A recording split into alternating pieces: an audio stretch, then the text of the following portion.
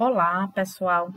Vamos a mais uma semana de aula e hoje nós vamos iniciar o nosso trabalho sobre a Europa, o continente europeu. Então, dando início a esse assunto sobre a Europa, o nosso primeiro objetivo hoje, nessa primeira aula sobre a Europa, nós vamos tentar conhecer alguns aspectos gerais do continente europeu e compreender também a regionalização, o processo de regionalização de todo o continente. Certo? Então, esse é o nosso principal objetivo hoje. Então, aqui a gente vai ver um pouco das características do continente europeu, né? A Europa é o segundo menor continente em extensão territorial, né? A Europa, às vezes, é comparada ao tamanho do Brasil, quase o mesmo tamanho do Brasil. Enquanto a Europa tem cerca de 10,5 milhões de quilômetros quadrado de extensão, o Brasil tem 8,5 milhões de quilômetros quadrados. Então, apesar de ter um tamanho pequeno, né, o continente europeu, ele apresenta uma grande quantidade de países, né, cerca de 49 países, e são países pequenos, mas que têm uma grande importância histórica e econômica para o mundo inteiro, né? Então, a Europa também é conhecida como Velho Mundo. Por que Velho Mundo? Junto com a Ásia e a África, a Europa foi uma das primeiras regiões a serem habitadas, por isso é considerada Velho Mundo, e é também o berço da cultura ocidental. Foi no continente europeu onde aconteceram eventos muito importantes, onde iniciaram eventos muito importantes para o mundo inteiro, como a Revolução Industrial, surgimento e desenvolvimento do capitalismo, a palco das grandes guerras iniciando, né? Então, assim, ela tem uma importância muito grande para o mundo inteiro. Limita-se territorialmente com a Ásia, né? No lado leste, a oeste limita-se com o Oceano Atlântico e é também considerada como um prolongamento do continente asiático. Juntos, a Europa e a Ásia formam um bloco de terra chamado de Eurásia, né? Os dois continentes são interligados em termos de espaço físico. O limite entre eles dois são alguns aspectos físicos, como montes Urais, o rio Ural, né? Cadeia de montanha, ou seja, apenas aspectos físicos. Mas diferente dos outros continentes, que todos são separados por água, oceano ou mar, a Europa e a Ásia, elas são interligadas. Por isso, forma este conjunto de terra chamado de Eurásia. E aí, muitos até se perguntam por que, se ela é junto com a Ásia, por que são dois continentes diferentes, né? E por que não uma península, né? Ao oeste da Eurásia, já que estão ligados fisicamente. E aí vem a questão da distinção entre os dois continentes, está relacionada através dos aspectos culturais e aspectos históricos. Por quê? Porque a Europa tem um processo histórico e uma influência cultural totalmente diferente da Ásia. Daí, os aspectos históricos e culturais serem tão diferentes, há uma divisão entre os dois lados, formando dois continentes diferentes, a Europa e a Ásia, embora juntos formem o mesmo bloco de terras, né?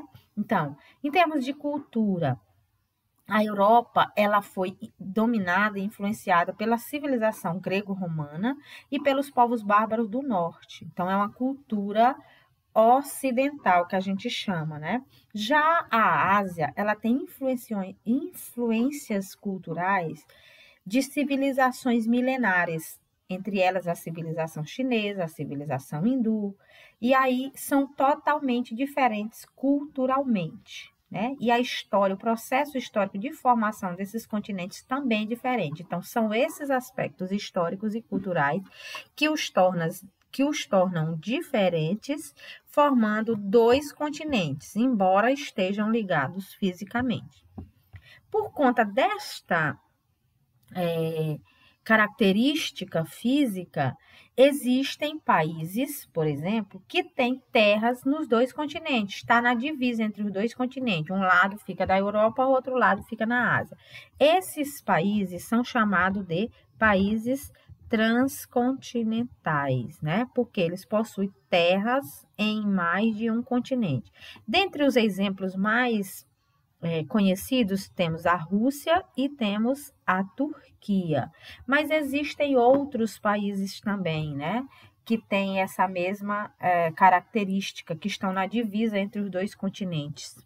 Então, a Rússia, por exemplo, é o maior país do mundo, ele tem uma menor parte no continente, no lado europeu, e a maior parte do seu território no lado asiático.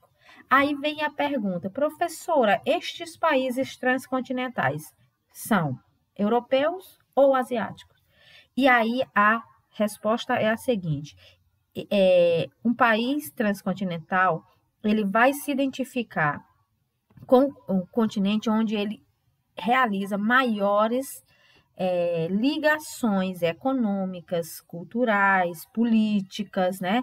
Então, nesse caso, a Rússia, apesar de ter a maior parte das suas terras do lado asiático, a Rússia é considerada um país europeu, pois as suas ligações culturais, econômicas são maiores com a Europa. Até a concentração populacional ela é maior na parte que está do lado europeu. Então, nesse caso, a Rússia é considerada um país europeu, mesmo tendo parte das suas terras na Ásia. E no caso da Turquia, né, que é outro país transcontinental, ela já tem uma ligação cultural mais próxima da Ásia, e isso faz com que a Turquia seja considerada um país asiático, certo? Então, o país transcontinental, ele pode ser considerado de um continente ou de outro, depende da sua ligação com os aspectos culturais, econômicos, né, que ele se identifica. É mais com a Ásia ou com a Europa? E aí é que vai definir se ele é asiático ou se ele é europeu. Aqui nós temos o mapa, né, do continente europeu, onde a gente vê a parte da Rússia que fica do lado da Europa, né? E aqui temos a Turquia. Então, assim, além desses países transcontinentais, nós temos outros países que também fazem parte dessa, digamos assim, dessa característica, né? São transcontinentais. Então, aqui a divisa, ele é dividida basicamente pelos montes Urais, o rio Ural, cadeia de montanha, rio, ou seja, aspectos físicos, né? Então, aqui está todo o continente europeu. Agora, com relação às regionalizações, a gente entende e sabe, por exemplo, que o continente europeu, ele apresenta uma grande diversidade, tanto nos seus aspectos naturais, como políticos, culturais e também econômicos. Dessa forma, ele foi regionalizado. Aquilo que a gente já entendeu o que é regionalização, é agrupar regiões com características semelhantes, né? Então, a Europa já passou por várias regionalizações. Nós vamos conhecer duas, né, que são as mais utilizadas. A divisão em Europa Ocidental e Oriental, que divide apenas duas partes, e outro grupo de estudiosos dividem também a Europa com relação à classificação econômica e cultural e também a localização geográfica, onde se divide em 4 grandes regiões, que é a Europa Ocidental, a Setentrional, Europa Ocidental, Setentrional, Centro-Oriental e Meridional. Aí nós vamos conhecer um pouco mais dessas duas regionalizações. Aqui nós temos a divisão entre Europa Oriental e Europa Ocidental. Essa divisão ela foi basicamente utilizada no período da Segunda Guerra Mundial, pós-Segunda Guerra Mundial, né? é um período conhecido como Guerra Fria, que vocês já conhecem, onde haviam dois blocos de influências, né, de poder no mundo, que era o capitalismo, que influenciava o lado ocidental, e o socialismo influenciando o lado oriental. Então, dessa forma, a Europa foi dividida ao meio, com um grupo de países pertencendo ao lado oriental e o outro ao lado ocidental. Então, assim, depois a gente vai analisar as características econômicas, nós vamos ver, por exemplo, que os países da Europa Ocidental foram aqueles pioneiros no processo de industrialização, apresentam um certo nível de desenvolvimento econômico bem maior do que os do lado oriental. Aqui nós temos a outra regionalização, que divide em 4 partes o continente europeu. Então, nós temos a Europa setentrional, tá aqui, mais ao norte, de verde. A Europa centro-oriental, de amarelo, essa parte amarelo aqui. De roxo, nós temos a Europa ocidental e de vermelho, a Europa meridional. Então, essa divisão leva em consideração a localização geográfica, mas também as características econômicas e sociais.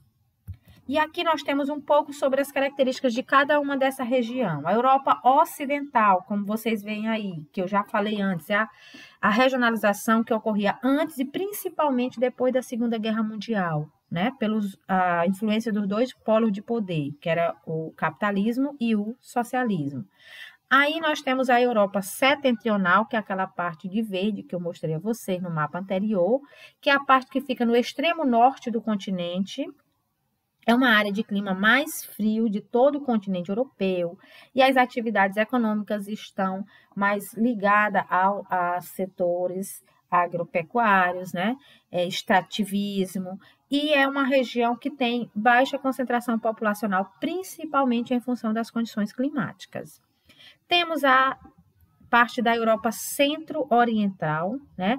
Que aí entra a maior parte dos países que faziam parte da ex-União Soviética e, após sua independência, passaram a formar a Europa centro-oriental.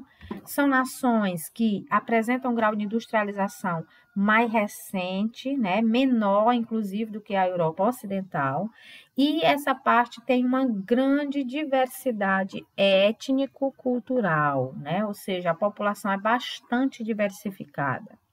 E temos mais ao sul a Europa meridional, que é a parte mais próxima do mar Mediterrâneo, que fica localizada na Península Ibérica, onde a gente tem os países Portugal, Espanha, né? Esses países mais ao sul, que ficam mais próximo do mar Mediterrâneo, mais próximo da fronteira, da divisa com o continente africano. Então, são países que, embora sejam desenvolvidos, apresentam um grau de desenvolvimento um pouco menor do que a parte da Europa Ocidental, como eu já falei. E aí, assim, nós temos algumas das características do continente europeu, espero que vocês tenham compreendido, né? Essa primeira parte do trabalho com a Europa, que é a questão da localização geográfica, um pouco das características históricas e esse processo de regionalização, tá bom? Tchau, tchau.